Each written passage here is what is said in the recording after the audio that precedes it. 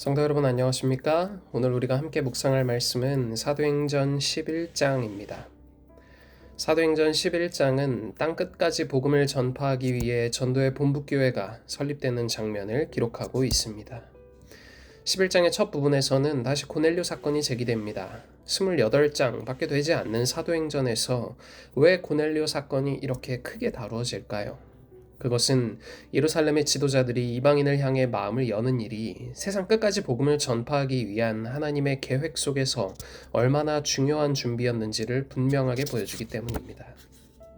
사도행전 11장의 두 번째 부분에서는 마침내 세계 전도를 위한 본부가 세워집니다. 안디옥 교회는 예루살렘의 핍박을 피해 올라온 피난민들에 의해 세워진 교회였습니다. 그러나 성경은 화려한 안디옥 도시에 복음이 전파되고 수다한 사람들이 죽게 돌아왔다라고 기록합니다. 이곳을 본부로 삼아 바울 일행은 1차, 2차, 3차 전도 여행을 떠나게 됩니다.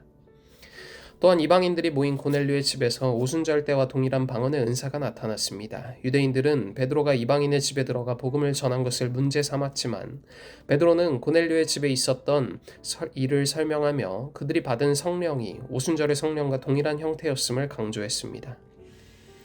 그러면서 하나님이 하시는 일을 어떻게 막을 수 있겠느냐라고 말합니다. 이것이 고넬료의 집에서 방언의 은사가 나타난 이유였습니다.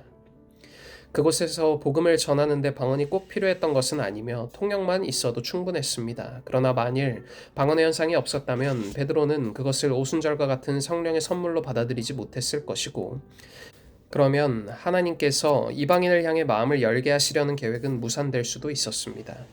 그렇기 때문에 방언이 꼭 필요하지 않은 상황에서도 하나님께서는 그 은사를 나타내 주셨던 것입니다.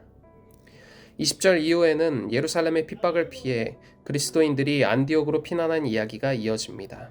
안디옥은 알렉산드로스 대왕의 후계자 셀류쿠스 니카토르가 아버지 안티오쿠스의 이름을 따서 만든 도시로 수리아의 수도였으며 부유하고 사치스러운 국제 도시였습니다. 로마와 알렉산드리아와 더불어 세계 3대 도시 중 하나였던 이곳에 최초의 이방인 교회가 세워졌으며 이방 선교의 본부가 마련되었습니다. 바울과 바나바 같은 선교자들이 이곳에 정착했고 신자들이 처음으로 그리스도인이라고 불린 곳도 바로 이 도시였습니다. 예루살렘에서 500km 이상 떨어진 이 화려한 도시로 피난민들이 흘러들어왔고 그들은 대리석으로 지어진 도시의 문화에 동화되기보다는 아마도 매우 소박한 삶을 살았을 것입니다. 그러나 그들은 열심히 복음을 전했고 많은 사람들이 믿고 죽게 돌아왔습니다. 안디옥 교회를 이끌던 바나바는 고향 다소에서 조용히 머물고 있던 바울을 찾아갑니다. 교회가 급성장하면서 지도자가 더욱 필요해졌기 때문입니다. 바울은 당시 6년 동안 아무도 자신을 부르지 않아 고향에서 기다리고 있었습니다. 학식, 신앙, 열정, 다메섹에서의 체험까지 갖추었음에도 불구하고 교회는 그를 사용하지 않았습니다. 그 시간은 바울에게 매우 길고도 힘든 기다림의 시간이었을 것입니다. 그러나 그는 실망하여 교회를 떠나지 않았습니다. 다메섹에서 완전히 깨어진 경험 때문에 그는 자신의 자아를 내려놓은 사람이었고 하나님께서 부르시는 때를 기다릴 줄 아는 사람이었습니다. 바나바는 학식과 지도력이 뛰어난 바울을 데려오면 자신의 역할이 축소될 것을 알았지만 주저하지 않고 다소로 내려가 바울을 안디옥으로 데려옵니다. 이 결정은 바울이 후에 이방인의 사도로 세워져 땅끝까지 복음을 전하는 데 결정적인 전환점이 되었습니다. 바나바는 교회 설립 초기에 자신의 헌신으로 모범이 되었고 이후에는 바울과 함께 세계 선교의 기초를 놓는 데 중요한 역할을 한 사람이었습니다. 성경은 그를 착한 사람이요 성령과 믿음이 충만한 사람이라고 칭찬합니다. 사도행전 11장은 이처럼 복음이 예루살렘을 넘어 온 세계로 확장되기 위한 하나님의 섭리가 어떻게 이루어졌는지를 우리에게 보여줍니다. 하나님께서는 고넬료의 집에서 성령을 동일한 방식으로 부어주심으로 인간의 편견을 깨뜨리셨고 안디옥과 같은 국제 도시에 교회를 세우심으로 땅끝까지 복음이 나아가기 위한 토대를 마련하십니다. 이것은 인간의 계획이 아니라 성령께서 직접 이끄시는 선교의 역사였습니다. 또한 바나바와 바울을 통해 우리는 하나님께서 사람을 사용하시는 방식이 어떠한지를 다시 배우게 됩니다. 바나바는 자신의 위치를 걱정하지 않고 더 큰 사명을 위해 더 탁월한 사람을 세웠고 바울은 긴 기다림의 시간 동안 다듬어지고 하나님의 때를 준비했습니다. 하나님께서는 겸손한 사람, 기다릴 줄 아는 사람, 다른 일을 세울 줄 아는 사람을 통해 복음의 역사를 이루십니다. 안디옥 교회는 화려한 환경 속에서도 사명으로 움직이는 공동체였습니다. 그들의 헌신을 통해 많은 영혼이 주께 돌아왔고 그 작은 공동체는 세계 선교의 중심지가 되었습니다. 하나님은 언제나 믿음으로 순종하는 공동체를 통해 큰 일을 이루시는 분이심을 다시금 깨닫게 됩니다.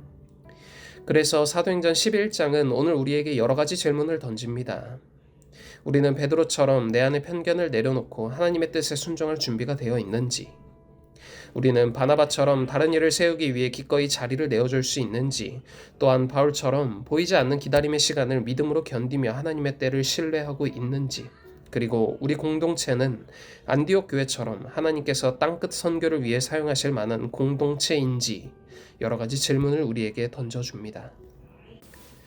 사도행전 11장은 이렇게 말씀합니다. 하나님께서는 준비된 사람과 준비된 공동체를 통해 오늘도 여전히 땅끝까지 복음을 전하시는 일을 이루고 계십니다. 그러므로 우리도 그 부르심 앞에 마음을 열고 성령의 인도하심에 겸손히 순종하며 하나님께서 이루실 더 큰 일을 기대하는 믿음의 공동체가 되길 간절히 소망하며 오늘 묵상 마치겠습니다. 오늘은 학생반의 임유로 학생을 위해 기도합니다. 하늘에 계신 하나님 아버지, 오늘 우리에게 새로운 하루를 허락하시고 새로운 한 주를 허락하심에 감사드립니다. 하나님, 오늘은 학생반의 임유로 학생을 위해 기도합니다. 주께서 사랑하사 그 삶을 인도하여 주시고 허락하신 임유로 학생에게 함께하여 주셔서 그 삶이 언제나 하나님의 품 안에 거하며 살아갈 수 있도록 하여 주시고 그의 삶의 방향과 모든 계획이 하나님의 복음을 전하는 귀한 도구로서 쓰임받는 방향으로 계획되어지고 자리 잡을 수 있도록 하여 주시옵소서. 우리가 언제나 하나님과 동행하는 삶 살 수 있도록 하여 주시길 우리를 죄에서 구원하신 예수 그리스도의 귀하신 이름으로 간절히 기도드립니다. 아멘.